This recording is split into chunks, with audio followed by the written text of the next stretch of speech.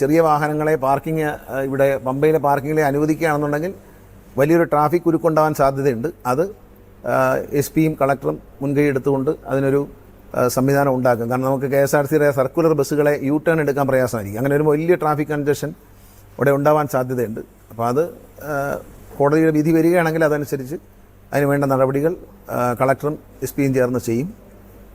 അത്തരം വണ്ടികൾ ഒരുപാട് വരുന്നുണ്ടെങ്കിൽ പിന്നെ KSRTC ഈ ചെയിൻ സർവീസ് മുറിഞ്ഞു പോകും. ശബരിമല തീർത്ഥാടനവുമായി ബന്ധപ്പെട്ട് നമ്മുടെ KSRTC ഏതാണ്ട് 560 വണ്ടികൾ ഇവിടെ പ്ലേസ് ചെയ്യും തുടക്കം തൊട്ട് തന്നെ.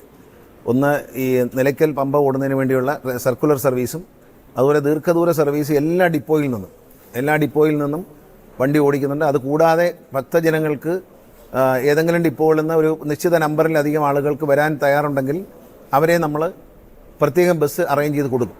ഒരു 10 കിലോമീറ്റർ ചുറ്റളവിലാണെങ്കിൽ അവർ പറയുന്ന സ്ഥലത്തേക്ക് പോയി അവരെ കളക്ട് ചെയ്ത് ഒരു ബസ്സിൽ കൊള്ളാനുള്ള ആളുണ്ടെങ്കിൽ തീർച്ചയായിട്ടും ഒരു എത്ര പേരെ 30 പേരല്ലേ, ഒരു 30 പേരെങ്കിലും ഒരുമിച്ച് വരുന്നൊരു ഗ്രൂപ്പാണെന്നുണ്ടെങ്കിൽ അവർ ബസ് സ്റ്റേഷനിൽ നിന്ന് നമ്മുടെ നിയറസ്റ്റ് ബസ് സ്റ്റേഷനിൽ 10 കിലോമീറ്റർ ദൂരെ അവരെ പോയി എവിടെയാണ് അവർ കെട്ടുനിറയ്ക്കുന്ന അവിടെ നിന്ന് വിളിച്ചുകൊണ്ട് വരാനുള്ള സംവിധാനങ്ങൾ ഒരുക്കിയിട്ടുണ്ട്. കേരളത്തിലെ എല്ലാ ജില്ലകളിൽ നിന്നും എല്ലാ ബസ് സ്റ്റേഷനിൽ നിന്നും പമ്പയ്ക്ക് വണ്ടിയുണ്ട്.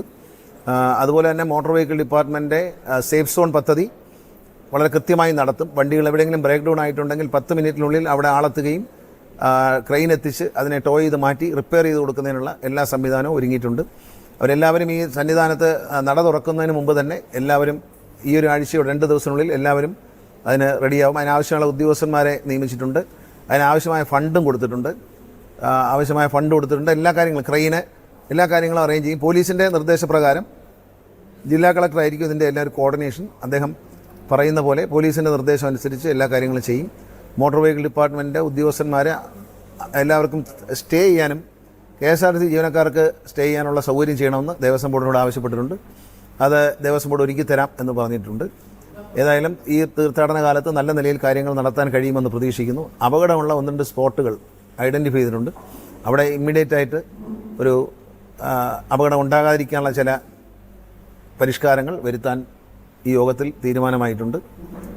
അതുപോലെ തമിഴ്നാട്ടിൽ നിന്നുള്ള വണ്ടികൾ ഞങ്ങൾ പുനലൂർ കേരളത്തിൽ നിന്ന് തെങ്കാശിയിലേക്ക് നമുക്ക് കുറേ പെർമിറ്റുണ്ട്. ആ പെർമിറ്റ് എല്ലാം ആര്യങ്കാവ് മുതൽ തെങ്കാശി വരെ ഓടിക്കാൻ പോകാൻ ഓടിച്ചിട്ട് തമിഴ്നാട്ടിലുള്ള ഭക്തജനങ്ങളെ അതിൽ കയറ്റി കൊണ്ടുവന്ന് ആര്യങ്കാവ് ബസ് സ്റ്റേഷനിൽ ഇറക്കിക്കൊണ്ട് അവിടുന്ന് വണ്ടി എത്തുന്ന ഉടൻ തന്നെ അവിടുന്ന് ട്രിപ്പ് ആരംഭിക്കും. ശബരിമലയ്ക്ക് പമ്പയ്ക്ക് വരും വണ്ടികൾ. അപ്പോൾ അയ്യപ്പന്മാരെ കൂടുതലായിട്ട് ഇവിടെ എത്തിക്കാൻ കഴിയുമെന്ന് ഞങ്ങൾ പ്രതീക്ഷിക്കുന്നു.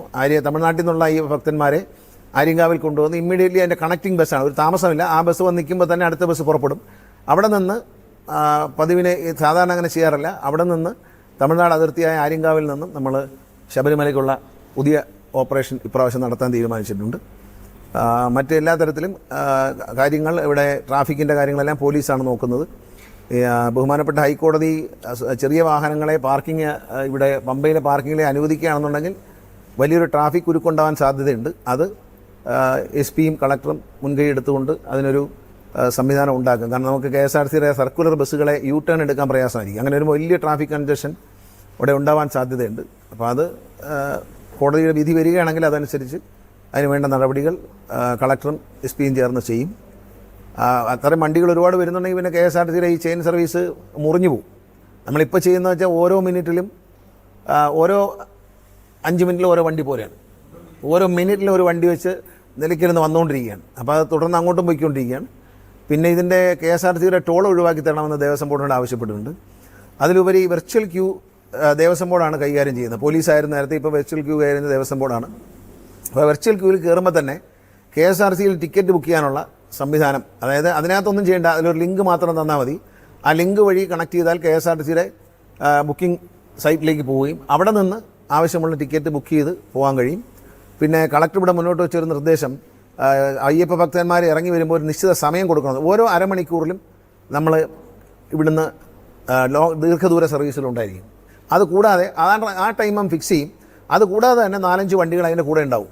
ഏതാണോ ആദ്യം ഫില്ലാവുന്ന വണ്ടി, ആ വണ്ടി അപ്പോൾ തന്നെ ഇവിടുന്ന് പോകും.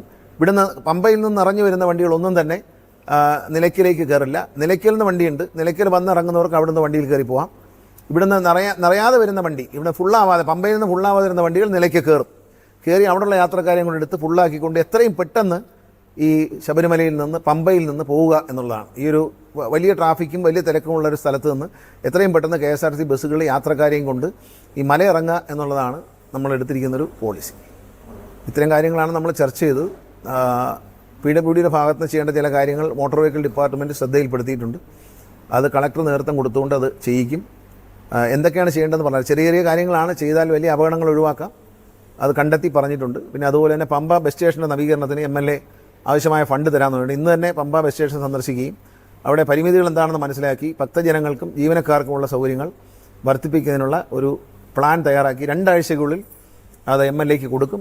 ജില്ലാ കളക്ടർ അത് PWD ബിൽഡിങ്സുകാരായിരിക്കും അത് ചെയ്യുന്നത്. അവരെ കൊണ്ട് എസ്റ്റിമേറ്റ് എടുപ്പിച്ച് MLA പണം അനുവദിക്കുന്ന മുറയ്ക്ക് നമ്മൾ കളക്ടർ അതിൻ്റെ AS എത്രയും പെട്ടെന്ന് കൊടുക്കാമെന്ന് സമ്മതിച്ചിട്ടുണ്ട്.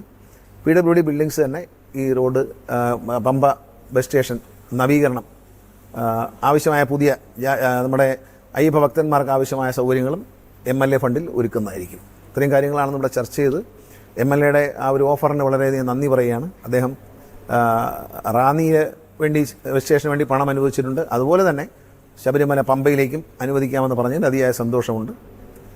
ദേവസ്വം ബോർഡിൽ നിന്നും നല്ലൊരു സൗകര്യങ്ങൾ KSRTC ജീവനക്കാർക്കും MVD ഉദ്യോഗസ്ഥർക്കും മോട്ടോർ വെഹിക്കിൾ ഡിപ്പാർട്ട്മെൻറ്റിലെ ഉദ്യോഗസ്ഥന്മാർക്കും ഉണ്ടാകും എന്ന് പ്രതീക്ഷിക്കുന്നു. ചെയ്യാമെന്ന് പറഞ്ഞിട്ടുണ്ട്. ഞങ്ങൾ പ്രധാനമായിട്ട് ഈ വെർച്വൽ ക്യൂവിലേക്ക് KSRTCയുടെ ലിങ്ക് വന്നു കഴിഞ്ഞാൽ ഭക്തജനങ്ങൾക്ക് വളരെ അവിടുന്ന് പുറപ്പെടുമ്പോൾ തന്നെ ഈ വെർച്വൽ ക്യൂവിൽ ബുക്ക് ചെയ്യുന്നതോടൊപ്പം തന്നെ അനുയോജ്യമായ വാഹനം ബസ് സെലക്ട് ചെയ്ത് ടിക്കറ്റ് ബുക്ക് ചെയ്ത് പോരാൻ പറ്റും.